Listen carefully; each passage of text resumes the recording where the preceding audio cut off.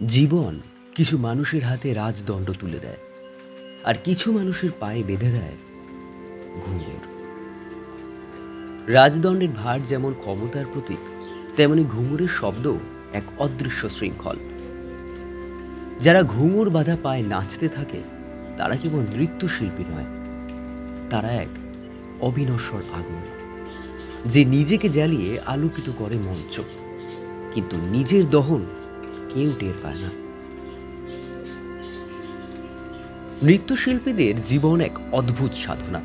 তারা শরীরকে শিল্পে রূপ দেয়, ব্যথাকে সৌন্দর্যে রূপান্তরিত করে। প্রতিটি পদক্ষেপ, প্রতিটি ভঙ্গিমা এক জীবনের গল্প বলে, একটি না বলা ইতিহাস, যেখানে আনন্দ, যন্ত্রণা, ত্যাগ এবং একাকিত্ব একসঙ্গে মিশে থাকে। তাদের পায়ের তলায় যে ক্ষত জমে তা কেউ দেখে না। দর্শকের চোখ শুধু নাচের সৌন্দর্যে আবদ্ধ থাকে। নাচ ভুল হলে পৃথিবী মুখ ফিরিয়ে নেয়, আর নিখুঁত হলে করতালি উপহার দেয়।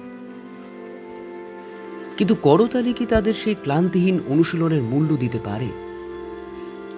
জীবন যখন পায়ে ঘুঙুর বেঁধে দেয়, তখন নাচ আর আনন্দের বিষয় থাকে না, তা হয়ে যায় বেঁচে থাকার, টিকে থাকার, কখনো বা অস্তিত্বের শেষ চিৎকার।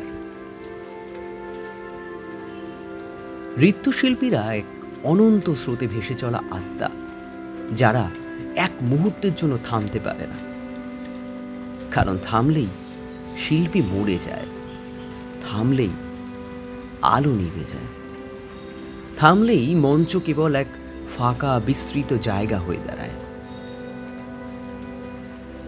তবুও এই শিল্পীরা নাচে, তারা ক্লান্ত হয় না, তারা পিছিয়ে আসে না, কারণ তাদের শরীর শুধু একটি বাহন, কিন্তু তাদের আত্মা সেটা চিরকালীন এক নৃত্য, যা মৃত্যু পেরিয়ে কালো জয়ী হয়ে ওঠে।